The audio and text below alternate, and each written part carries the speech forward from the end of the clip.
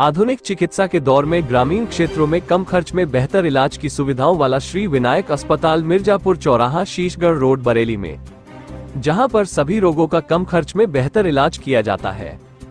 जहां पर वैद्य ओम प्रकाश गंगवार वर्षों से बच्चों के सूखा रोग का इलाज करते चले आ रहे हैं।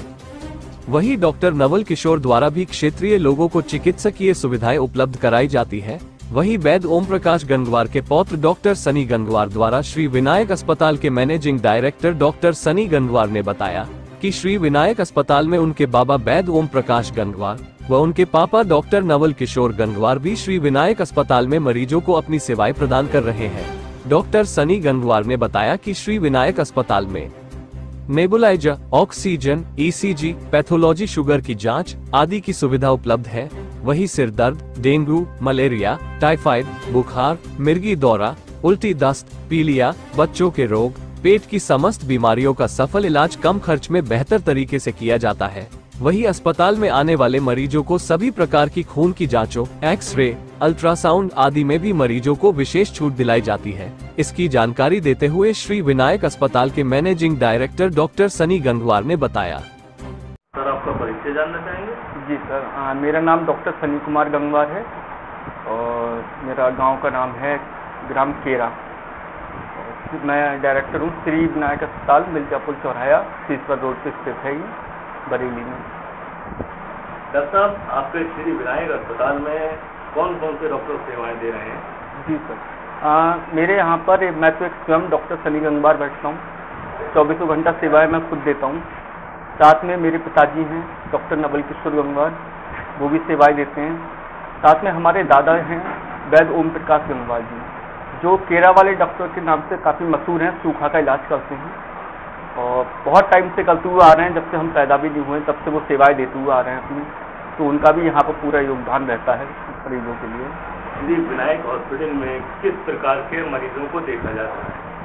सर, हमारे यहाँ पर अधिकतर बच्चों में जो सूखा रोग हो जाता है खास तौर पर, उससे हम गारंटी से इलाज करते हैं। बाकी का डिहाइड्रेशन हो जाता है, आजकल गर्मी काफ़ी पड़ रही है, डिहाइड्रेशन है, मोशन है, ये सब हो रहे हैं। फीवर वायरल चल रहा है और मलेरिया है, डेंगू है, इस तरीके हम सारे पेशेंटों को यहाँ पर डील करते हैं। बाकी का जो कुछ पेशेंट होते हैं जिनके पेट में पानी भर जाता है, जिसको जलोदर बोलते हैं, और हम लोग वैसे इंग्लिश में बोलेंगे तो असाइटिस बोलते हैं, तो उसका भी पेट से पानी निकालते हैं। ऑक्सीजन की सुविधा है, नेबुलाइजर की सुविधा है हमारे पास, 24 घंटा ऑक्सीजन रहती है हमारे पास।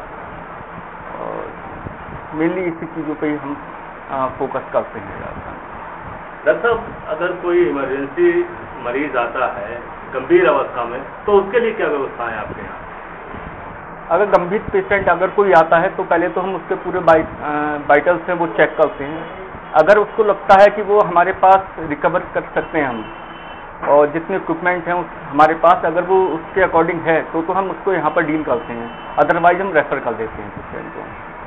डॉक्टर साहब, जैसे कि मौसम बदल रहा है, तेज गर्मी का मौसम है, ऐसे में कई तरह के गंभीर रोग लोगों में उत्पन्न होते हैं, तो कौन कौन से रोग हैं, उनके बचाव के क्या कारक हैं और किस तरीके से उसका ट्रीटमेंट होना चाहिए? बिल्कुल सर, जिस हिसाब से आज के टाइम पे गर्मी पड़ रही है, तो सबसे बड़ा कारण उसमें ये है, जो भी मरीजों को या इंसानों को इफेक्ट कर रहा है, वो है डिहाइड्रेशन। पानी की कमी बहुत ज़्यादा हो रही है। इसमें क्या होता है, बहुत से लोगों को उल्टियाँ आने लगती हैं, लेटिंग आने लगती हैं, बहुत ज़्यादा दस्त आते हैं, अच्छा बुखार आने लगता है, बीपी कम होने लगता है, बहुत से लोग, बड़े लोगों में बीपी कम होने लगता है। ये सारी तरीके से जो गर्मी है इसमें ये दिक्कतें बहुत ज़्यादा इसमें होती हैं।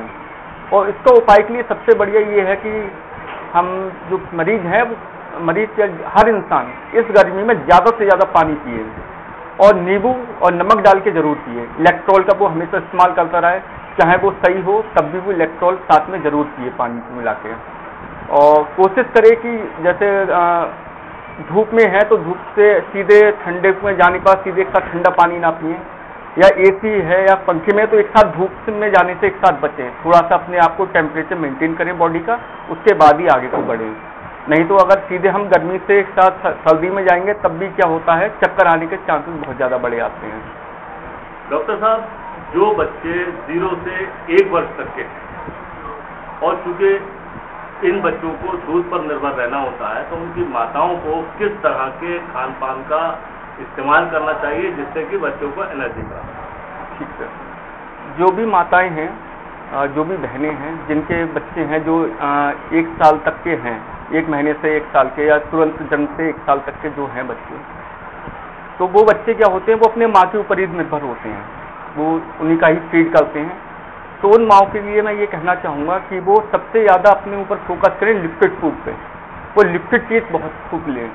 और बच्चे अगर उनका फीड कर रहा है तो जैसे खाना बना के हटे, माँ अपनी खाना बना के हटती हैं, तो सीधे बनाने के बाद सीधे बच्चे को अपना दूध ना दें, उससे बचना चाहिए। पहले अपने आप को ठंडा कर लेना चाहिए, उसके बाद ही फिर वो माँ अपने बच्चे को दूध पिलाए। गर्मी से अपने पसीने को सुखाने के बाद ही बच्चे को दूध पिलाएं। और अपने खान पान में इस तरह में सबसे ज़्यादा लिक्विड चीज़ मैंने बताई है, लिक्विड चीज़ लें, जूस लें, बाकी का फ्रूट पे ज़्यादा ध्यान दें। डॉक्टर साहब, आखिरी सवाल, 1 वर्ष से 5 वर्ष तक के बच्चों के लिए किस तरह की सावधानियां उनके माता पिता को बरतना चाहिए? 1 साल से 5 साल के बच्चों तक में एक्चुअली में ये बच्चे होते हैं जो पैदल चलना जब सीख जाते हैं, 2-2.5 साल में अगर जब पहुँचते हैं तो वो घर पे रुकना नहीं चाहते हैं जल्दी, तो वो बाहर की तरफ भागते हैं। तो सबसे पहली चीज़ ये है कि बच्चों को धूप में जाने से बचाएं और घर पे सारी सुविधाएं रखें, जैसे पंखे वंखे की सुविधा हो, बच्चों को अधिकतर उसी के पास ही रखें। और जो बच्चे दूध वो पानी पीने लगे हैं तो उनको कोशिश करें कि ज़्यादा से ज़्यादा बच्चों को पानी पिलवाया जाए इस गर्मी में, जिससे कि बच्चों में किसी भी तरीके की डिहाइड्रेशन की कमी ना आ पाए। Thank you. ओके।